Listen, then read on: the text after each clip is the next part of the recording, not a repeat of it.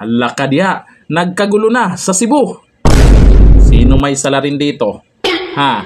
Eto, panoorin po natin ang video na kung saan bigla lamang dumating si Vice President Sara Duterte dyan sa Barangay Dolo, Fatima, Cebu City. Naku, panoorin nyo po yung video na to. Yung mga tao nagtatalon sa tuwa. Bata o matanda, partida, walang dalang ayuda. O ano yung mga ngagba? Iyakan na. O ito yung video.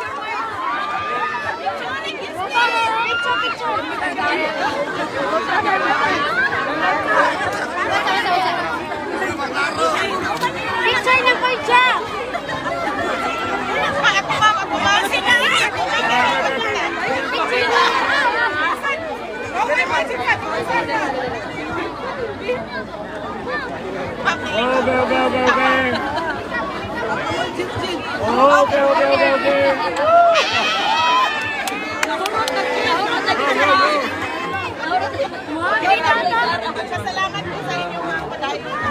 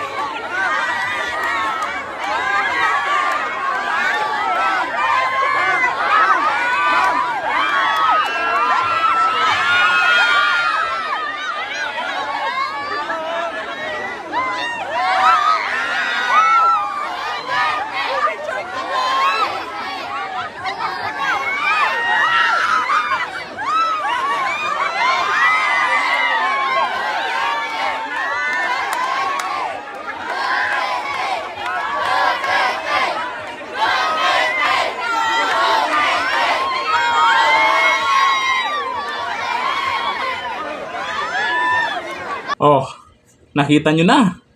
Kaya nyo ba yan? Ha? Eh nako, ang sigaw ng mga tao dyan, Duterte. Duterte. At paalala, hindi siya nanghihingi ng palakpak dyan. Basta yan ang kagustuhan ng mga tao dyan. Ang gusto ng karamihan dyan, siya ang magiging presidente sa 2028. Tapos yung iba dyan, gustong harangin ang gusto ng taong bayan. Kayo din. Kita nyo naman yan, oh. Kaya nyo ba yan, mga, sino ba yung nandyan? Tambi. O, kaya nyo ba yan? Pag pumunta kayo dyan, may dala-dala pa kayong ayuda, pero hindi ganyan, mag-welcome sa inyo yung taong bayan. Di ba?